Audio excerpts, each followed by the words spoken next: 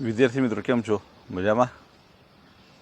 બસ હવે આપણે અગાઉના લેક્ચરમાં ડિબેન્ચરની અંદર ડિબેન્ચર હોલ્ડરના અધિકારોની વાત કરેલી. બરાબર, ડિબેન્ચર હોલ્ડરના અધિકારો આપણે આખા પૂરા કરેલા, સમજેલા બી ખરા મિત્રો. હવે ત્યાર પછી એનાથી આપણે અગાઉ આગળ વધીએ છીએ મિત્રો. હવે ડિબેન્ચર ટ્રસ્ટ ડીડની વાત કરીએ છીએ. હવે ડિબેન્ચર ટ્રસ્ટ ડીડ એ શું છે, કેવી રીતે વર્ક કરે છે, એ મતલબ કયા પ્રકારનો દસ્તાવેજ છે, એની આપણે સામાન્ય રીતે વાત કરીએ તો મિત્રો પહેલાં તો છે ને, ડિબેન્ચર એ કંપનીનું દેવું છે. હવે ડિબેન્ચર કંપનીનું દેવું હોય એટલે સ્વાભાવિકપણે જ્યારે પણ કંપની ડિબેન્ચર દ્વારા નાણાં બહાર પાડે છે ને, ત્યારે એની સામે એને મિલકતો ગીરવે મૂકવી પડે છે. બરાબર. અને કંપની ધારા પ્રમાણે કંપની અને ડિબેન્ચર ધારકો વચ્ચે કાયદેસરનો કરાર કરવામાં આવે છે મિત્રો. એટલે વાત એવું કહી શકાય કે જ્યારે પણ આપણે ડિબેન્ચર, કોઈ પણ કંપનીએ ડિબેન્ચર બહાર પાડવાના હોય ને, તો જ્યારે પણ ડિબેન્ચર બહાર પાડવા માગે છે, ત્યારે તેવા સંજોગોમાં સૌ પ્રથમ ડિબેન્ચર ધારકો અને કંપની આ બંને વચ્ચે કાયદેસરના કરાર કરવામાં આવે છે. આ કાયદેસરના કરારની નોંધણી રજિસ્ટ્રાર સમક્ષ કરવી પડે છે. બરાબર. આમ સામાન્ય અર્થમાં એવું કહી શકાય કે ડિબેન્ચર ધારકો અને કંપની વચ્ચે અમુક જે શરતો નક્કી કરવામાં આવે છે ને, શરતો નક્કી કરવામાં આવતી શરતોના કરારને ટ્રસ્ટ ડીડ કે ટ્રસ્ટ કરાર કે ટ્રસ્ટ ન્યાસ કરાર તરીકે પણ ઓળખવામાં આવે છે મિત્રો. હવે ડિબેન્ચર ટ્રસ્ટ ડીડની વાત કરું છું ફરી એક વખત. કંપની અને ડિબેન્ચર ધારકો વચ્ચે નક્કી કરવામાં આવતી શરતો, યાદ રાખજો, કંપની અને ડિબેન્ચર ધારકો વચ્ચે નક્કી કરવામાં આવતી શરતોના કરારને ટ્રસ્ટ ડીડ, ટ્રસ્ટ કરાર કે ટ્રસ્ટ ન્યાસ તરીકે ઓળખવામાં આવે છે મિત્રો. યાદ રહી ગયું? શું ટ્રસ્ટ ડીડ કોને કહેવાય? તો એવું કહી શકાય, કંપની અને ડિબેન્ચર ધારકો વચ્ચે જે શરતો નક્કી કરવામાં આવે છે, અને શરતો નક્કી કરીને કરાર કરવામાં આવે. એટલે શરતો કેવી હોય સામાન્ય સંજોગોમાં કે ભાઈ આટલા ટકા વ્યાજ મળશે, બરાબર, આટલા સમયે તમને ડિબેન્ચરના નાણાં તમને પરત મળશે, આ ડિબેન્ચર બહાર પાડવા માટે આટલી મિલકતો ગીરવે મૂકવામાં આવશે, બરાબર, તેનો તરતો બોજ રહેશે. આ બધી અમુક શરતો હોય. બરાબર છે કે પછી ડિબેન્ચર અમુક સમય પછી એના ઇક્વિટી શેરમાં કન્વર્ટ થશે નાણાં, બરાબર. આ બધી વસ્તુ હોય કે ડિબેન્ચરની પૂરી રકમ પરત મળશે કે ડિબેન્ચરની અડધી રકમ પરત મળશે. આ જે પણ શરતો નક્કી કરવામાં આવી હોય એ તમામ શરતો આ ટ્રસ્ટ ડીડમાં હોય છે, અથવા તો ટ્રસ્ટ કરારમાં હોય છે મિત્રો. હવે એનાથી આગળ વાત કરીએ તો કંપનીના ડિબેન્ચર હોલ્ડરો છે ને, જુદી જુદી જગ્યાએ બિનસંગઠિત રીતે વહેંચાયેલા હોય.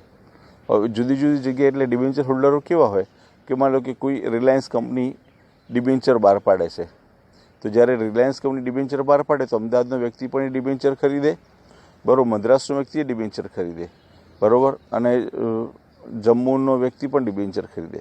તો આવા સંજોગમાં અલગ અલગ વ્યક્તિઓ અલગ અલગ જગ્યાએથી ડિબેન્ચર ખરીદે. એટલે આવી રીતે કોઈ એક જગ્યાએ રોકાયેલા ના હોય. આ જે પણ ખરીદનાર છે ને, કોઈ એક જગ્યાના ના હોય, પણ અલગ અલગ જગ્યાના હોવાને કારણે શું કહેવાય, બિનસંગઠિત રીતે વહેંચાયેલા હોય છે. આ તમામના હિતોનું રક્ષણ કરવા માટે આપણે શું કરવું પડે છે? ડિબેન્ચર એટલે ટ્રસ્ટ ડીડની જોગવાઈ કરવામાં આવે છે. અને ટ્રસ્ટ ડીડની જોગવાઈ કરવામાં આવે છે ને, ત્યારે એમાં એક પ્રતિનિધિ તરીકે કોઈક વ્યક્તિની નિમણૂક કરવામાં આવે છે. બરાબર.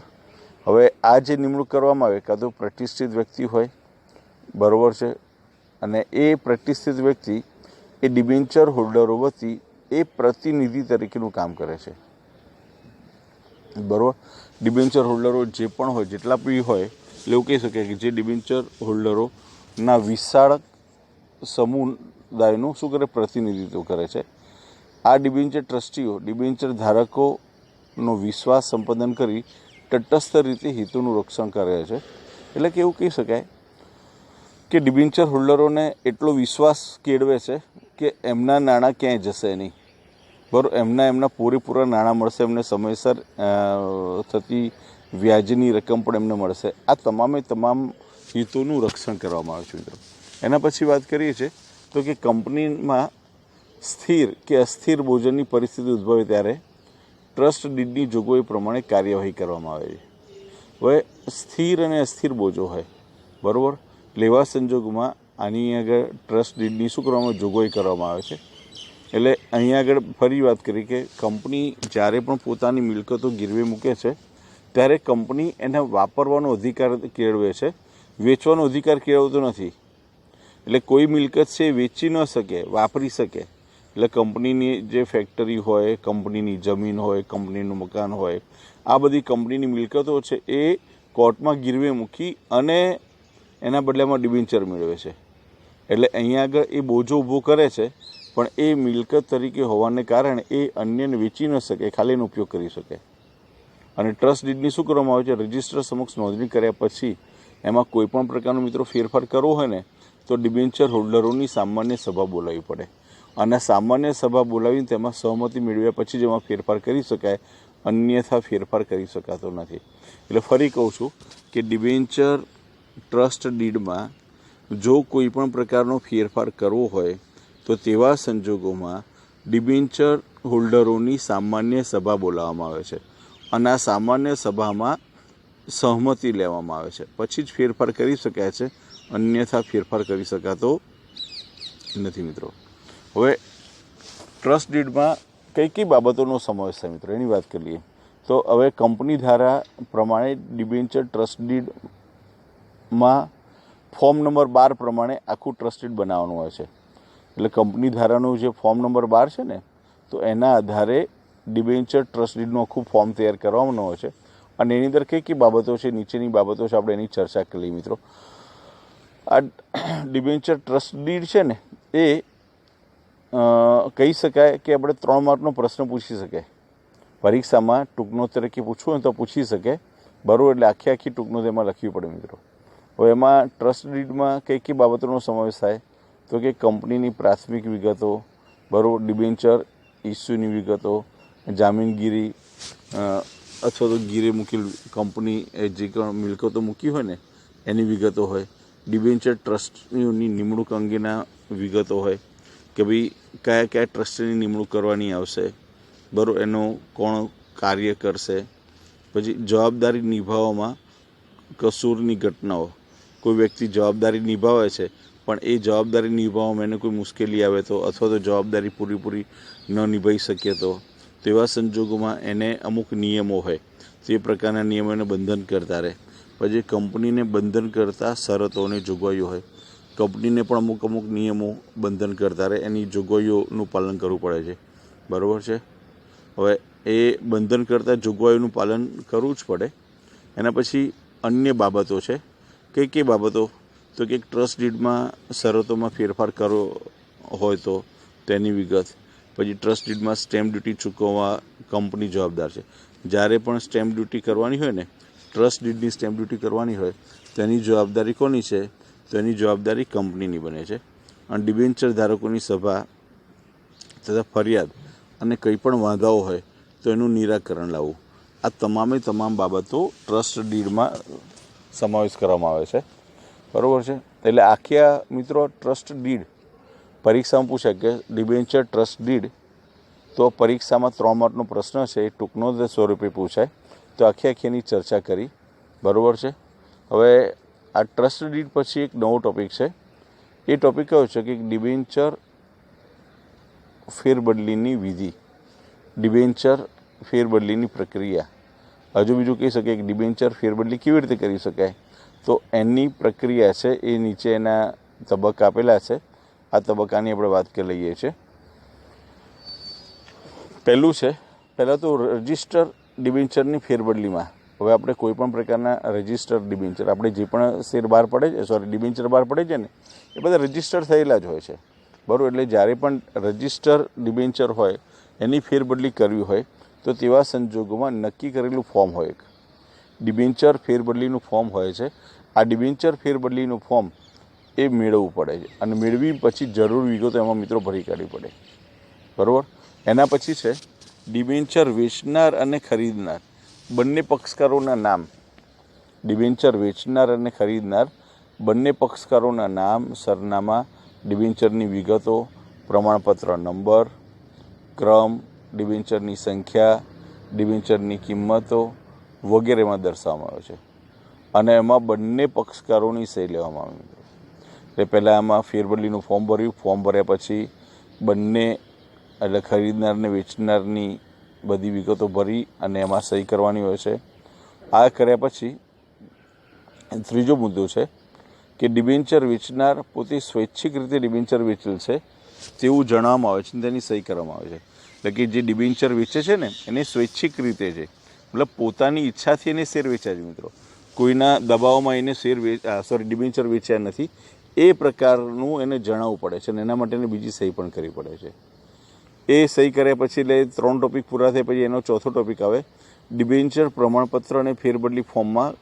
એ હવે ક્યાં મોકલવું પડે? આ ફોર્મ ભરીને કંપની રજિસ્ટ્રાર સમક્ષ, બરાબર. એટલે કંપનીની જે રજિસ્ટર ઓફિસ હોય ને, માનો કે રિલાયન્સના આપણે ડિબેન્ચર હોય તો રિલાયન્સની રજિસ્ટર ઓફિસ બોમ્બેમાં છે તો આપણે બોમ્બે મોકલવું પડે, બરાબર. એ પ્રકારે હોય મિત્રો.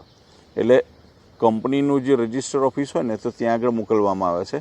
હવે એ ત્યાં આગળ મોકલ્યા પછી કંપની સેક્રેટરી ફોર્મની પણ વિગતો અને પ્રમાણપત્રની ચકાસણી કરે અને નમૂનાની સહીની પણ સરખામણી કરે કે ભાઈ આ ખોટી સહી તો નથી ને, આ ખોટું પ્રમાણપત્ર તો નથી ને.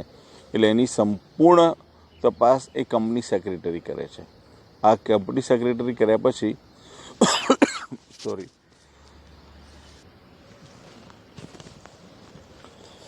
એના પછી પ્રવર્તમાન એટલે અત્યારના કાયદા પ્રમાણે છે ને સ્ટેમ્પ ડ્યુટી ભરવી પડે છે. એટલે જરૂરી સ્ટેમ્પ ડ્યુટી ભરેલ છે કે નહીં તેની તપાસ કરવામાં આવે છે અને એના ફેરબદલી રજિસ્ટરમાં એની નોંધ પણ કરવામાં આવે છે કે આપણે જ્યારે ડિબેન્ચર ખરીદીએ છીએ, બરાબર છે, અને પછી વેચવાના છે ત્યારે તેવા સંજોગોમાં જરૂરી સ્ટેમ્પ ડ્યુટી ભરવી પડે છે. એટલે નામના ફેર કરવા માટે. એટલે આજે મારા નામના ડિબેન્ચર છે, હું તમને વેચું છું તો તમારા નામે ડિબેન્ચર ટ્રાન્સફર થાય છે, મતલબ એ ડિબેન્ચર તમારા નામે ટ્રાન્સફર કરવા માટે જરૂરી ફી ભરવી પડે છે. એને સ્ટેમ્પ ડ્યુટી ફી કહેવામાં આવે છે. એટલે આમાંથી અમુક ભાગ સરકારને મળે છે, બરાબર છે. એટલે એ પ્રકારની જરૂરી સ્ટેમ્પ ડ્યુટી ભરવાની હોય છે. આના પછી કંપની સંચાલક મંડળની સભામાં ડિબેન્ચર ફેરબદલીની મંજૂરી અંગે ચર્ચા કરવામાં આવે છે અને ચર્ચા કરી ફેરબદલી મંજૂરી અંગેનો ઠરાવ પસાર કરવામાં આવે છે. કંપની સંચાલકોમાં ચર્ચા થાય કે જે પણ ડિબેન્ચર હોલ્ડરો છે તો એ ડિબેન્ચર હોલ્ડરોના ડિબેન્ચર હોલ્ડરોનું નામ અન્ય નામે ટ્રાન્સફર કરવા કે નહીં એ વિગતની આગળ ચર્ચા કરી મંજૂરી મેળવવામાં આવે છે અને એનો ઠરાવ પસાર કરવામાં આવે છે. એ ઠરાવ પસાર કર્યા પછી સંચાલક મંડળના ઠરાવને આધારે સેક્રેટરી શું કરે? ડિબેન્ચર પ્રમાણપત્રમાં ખરીદનારું નામ દાખલ કરે છે અથવા તો નવું ડિબેન્ચર પ્રમાણપત્ર તૈયાર કરી ડિબેન્ચર ખરીદનારને તે મોકલી આપે છે મિત્રો. આખું નવું પ્રમાણપત્ર તૈયાર થાય અને તમે ખરીદો છો ડિબેન્ચર તો તમારા નામે આખું પ્રમાણપત્ર તૈયાર થઈ અને તમને મોકલી આપે છે મિત્રો, બરાબર. આ આખી હતી ડિબેન્ચર ફેરબદલીની પ્રક્રિયા. બહુ ટૂંકી પ્રક્રિયા, બહુ સહેલી પ્રક્રિયા હતી, બરાબર છે. મજા આવે એવું છે. હવે એના પછી આ લાસ્ટ ટોપિક છે. આ મોસ્ટ આઈએમપી પ્રશ્ન છે, બરાબર. દરેક પરીક્ષામાં શેર અને ડિબેન્ચર વચ્ચેનો તફાવત તો પૂછાય છે જ, બરાબર. અને આ તફાવતની હવે આપણે વાત કરવાની છે, બરાબર છે. હવે આ તફાવત તમારે તૈયાર જ થવો જોઈએ. ઊંઘમાંથી ઉઠાડીને બી પૂછો ને તો આવડવું જોઈએ. એ રીતે તફાવત તૈયાર કરવાનો છે મિત્રો. પેલા અર્થ છે તો શેરનો અર્થ અને ડિબેન્ચરનો અર્થ, બરાબર. તો અહીંયા આગળ કંપનીની મૂડી જે નાના નાના ભાગોમાં વેચાયેલી છે એને શેર કહેવામાં આવે છે અને અહીંયા આગળ શું છે તો દેવાનો સ્વીકાર કરતો દસ્તાવેજ. ડિબેન્ચર એટલે દેવાનો સ્વીકાર કરતો દસ્તાવેજ છે, બરાબર, એનો અર્થ છે. પછી મૂડી તો કે શેર એ કંપનીની કઈ મૂડી કહેવાય તો કે માલિકીની મૂડી કહેવાય અને ડિબેન્ચર કેવી મૂડી કહેવાય? ઓછીની મૂડી કહેવાય, બરાબર. તો માલિકીની મૂડી હોય તો એમાં વળતર સ્વરૂપે શું મળે? ડિવિડન્ડ મળે. અને ઓછીની મૂડીમાં વળતર સ્વરૂપે શું મળે? બોલો શું મળે? વ્યાજ મળે મિત્રો, બરાબર. યાદ રહે ને કે ભાઈ કંપનીમાં શેરને શું મળે? વળતર સ્વરૂપે ડિવિડન્ડ મળે અને ડિબેન્ચરને શું મળે? વ્યાજ મળે. એના પછી વળતરનો દર તો કે શેરમાં ડિવિડન્ડનો દર નિશ્ચિત હોતો નથી. ડિવિડન્ડનો જે પણ દર હોય ને એ નિશ્ચિત ન હોય, બરાબર, જેટલા પ્રમાણે નફો કરે એ પ્રમાણે એને ચૂકવવાનો હોય છે. જ્યારે ડિબેન્ચરમાં વ્યાજનો દર ફિક્સ જ હોય છે કે ભાઈ આને 12% વ્યાજ ચૂકવવાનું છે કે 10% વ્યાજ ચૂકવવાનું છે, એ ફિક્સ જ હોય છે મિત્રો. એના પછી વાત કરીએ માલિકી. માલિકી તો કે શેર હોલ્ડરો એ કંપનીના માલિક કહેવાય છે, અને સામે ડિબેન્ચર એ શું કહેવાય તો કે ડિબેન્ચર એ કંપનીના લેણદારો કહેવાય છે. પછી જોખમો છે. તો જોખમમાં શેરમાં કંપનીને વધારે જોખમ જોવા મળે. આપણે જ્યારે શેર બહાર પાડવામાં આવે ને ત્યારે શેરની અંદર કેવું છે, કંપનીને જોખમનું પ્રમાણ કેવું હોય, વધારે હોય. જ્યારે ડિબેન્ચરમાં જોખમનું પ્રમાણ ઓછું હોય. કેમ ઓછું હોય? કારણ કે એની સામેની મિલકતો શું કર્યું મિત્રો, ગીરવે મૂકી હોય. મિલકતો ગીરવે મૂકી એટલે એ પ્રમાણ કેવું ઓછું થઈ જાય, બરાબર, એટલા માટે એ પ્રમાણ ઓછું છે. પછી મતાધિકાર. તો શેરધારકોને મતાધિકાર મળે છે, એટલે મત આપવાનો અધિકાર મળે છે. મત આપવાનો અધિકાર એટલે સંચાલકોની નિમણૂક કરવા માટે, એમડીની નિમણૂક કરવા માટે એમને મત આપવાનો અધિકાર છે. જ્યારે ડિબેન્ચર હોલ્ડરોને મત આપવાનો અધિકાર નથી. હા, પોતાના હક માટેનો જ અધિકાર છે, પોતાના હકના માટે જ મત આપવાનો અધિકાર છે. બાકી સામાન્ય સંજોગોમાં મત આપવાનો અધિકાર મળતો નથી, બરાબર. પછી સ્ટેમ્પ ડ્યુટી. તો સ્ટેમ્પ ડ્યુટી તો કંપનીના શેરની ફેરબદલીમાં ઉપર સ્ટેમ્પ ડ્યુટી કેવી હોય, ઓછી હોય, બરાબર. અને જ્યારે ડિબેન્ચરની સ્ટેમ્પ ડ્યુટી કેવી હોય, પ્રમાણમાં વધારે હોય મિત્રો. એટલે શેરમાં સ્ટેમ્પ ફેરબદલી હોય, જ્યારે પણ કંપની પોતાના શેરની ફેરબદલી કરે છે ત્યારે એમાં સ્ટેમ્પ ડ્યુટી જે પણ હોય એ ઓછી હોય છે, ડિબેન્ચરમાં એ વધારે હોય છે. નાણાં પરત તો કે સામાન્ય સંજોગોમાં શેરમાં તો કે કંપનીના આયુષ્યકાળ દરમિયાન નાણાં પરત કરવામાં આવતા નથી, બરાબર. જ્યારે ડિબેન્ચરમાં એની મુદત પૂરી થઈ જાય ને, બરાબર, એની 10 વર્ષની કે 15 વર્ષની મુદત હોય, એ મુદત પૂરી થઈ ગયા પછી એને નાણાં પરત મળી જાય છે. અથવા તો તેવા સંજોગોમાં એને ઇક્વિટી શેરમાં પણ શું કરવામાં આવે છે મિત્રો, કન્વર્ટ કરવામાં આવે છે. એના પછી વાત કરીએ છીએ મિલકત પર બોજો. તો જ્યારે પણ શેર બહાર પાડવાના હોય છે તેવા સંજોગોમાં કોઈપણ પ્રકારની મિલકતોનો બોજો રહેતો નથી, બરાબર. શેર બહાર પાડવાના હોય ત્યારે મિલકતનો કોઈ બોજો રહેતો નથી. પણ જ્યારે ડિબેન્ચર બહાર પાડવાના હોય છે ત્યારે ડિબેન્ચર બહાર પાડતી વખતે મિલકતો પર શું હોય છે, બોજો ઊભો કરવો પડે છે. એના પછી મૂડીમાં ચૂકવણી. તો કે કંપનીની મૂડીમાંથી શેર અને ડિવિડન્ડ આપી શકાતું નથી. મૂડીમાંથી ડિવિડન્ડ ના અપાય, એટલે ક્યારેય મૂડી ઓછી ના થાય, એટલે મૂડીમાંથી ડિવિડન્ડની ચૂકવણી કરવામાં આવતું નથી. હવે જ્યારે અહીંયા આગળ શું છે, ડિબેન્ચર પરનું વ્યાજ ચૂકવવા માટે મૂડીમાંથી પણ આપી શકે. ડિબેન્ચર હોલ્ડરનું કોઈ પણ પ્રકારનું વ્યાજ ચૂકવવું હોય ને તો મૂડીમાંથી પણ આપી શકે છે. એના પછી વાત કરીએ છીએ અંકુશ. હવે શેર હોલ્ડરો કંપનીના વહીવટ પર અંકુશ ધરાવે છે. શેર હોલ્ડરો શું કરે, કંપનીના વહીવટ પર અંકુશ ધરાવે છે, જ્યારે ડિબેન્ચર હોલ્ડરો આવો કોઈ પણ પ્રકારનો અંકુશ ધરાવતા નથી, બરાબર. અને પોતાના હિતોના રક્ષણ માટે એ શું કરે તો કે ડિબેન્ચર ટ્રસ્ટીની નિમણૂક કરે છે, એનાથી વિશેષ બીજો કોઈ અધિકાર હોતો નથી. પછી કંપની વિસર્જનની માગણી. તો શેરધારક કંપની વિસર્જનની માગણી કરી શકતો અને એવી કંપની બંધ કરો એવું ના કહી શકે શેરધારક પોતે. હા, અને ડિબેન્ચર હોલ્ડરો એ તો ઓછીની મૂડી કહેવાય, તો ગમે ત્યારે કે ભાઈ જો તમે વ્યાજ નહીં આપો તો ભાઈ કંપની બંધ કરો તો ચલો તો. એટલે ડિબેન્ચર ધારક કંપની વિસર્જનની માગણી કરી શકે છે મિત્રો. ક્લિયર આ વસ્તુ? આ 13 મુદ્દા છે. 13 મુદ્દામાંથી આ 3 માર્કનો પ્રશ્ન પૂછાય તો 6 મુદ્દા લખવાના, 5 માર્કનો પ્રશ્ન પૂછાય તો 10 મુદ્દા લખવાના, બરાબર છે. પણ આ 13 મુદ્દા યાદ રાખશો તો કશું વાંધો આવશે નહીં મિત્રો. એટલે અહીંયા આગળ આપણે પાર્ટ 2નું 3જું ચેપ્ટર મિત્રો આખું પૂરું કર્યું છે, બરાબર છે. હવે એની અંદર છે ને એના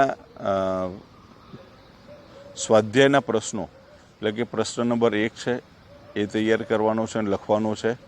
એટલે પ્રશ્ન નંબર 1, પછી પ્રશ્ન નંબર 2, પછી પ્રશ્ન નંબર 3, પ્રશ્ન નંબર 4 અને પ્રશ્ન નંબર 5. હા, આમાં તમારે 5 પ્રશ્નો લખવાના છે ને તૈયાર કરવાના છે. આ તૈયાર કરી અને તમારે એની PDF બનાવીને મોકલવાની છે. ના મિત્રો, એક વસ્તુ યાદ રાખવી, જ્યારે બી તમે PDF બનાવીને મોકલો છો ને ત્યારે એમાં અવશ્ય તમારું નામ લખવું, જેથી કરી એમને ખ્યાલ આવે.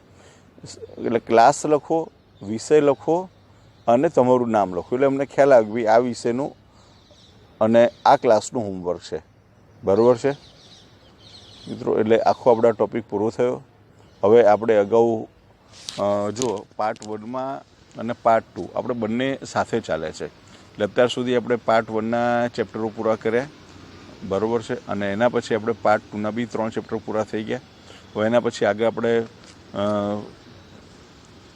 પાર્ટ 1નું એક ચોથું ચેપ્ટર આપણે આગળ લઈશું. એટલે હવે પછીના લેક્ચરની અંદર આપણે આગળ નવો ટૉપિકનો અભ્યાસ કરીશું મિત્રો.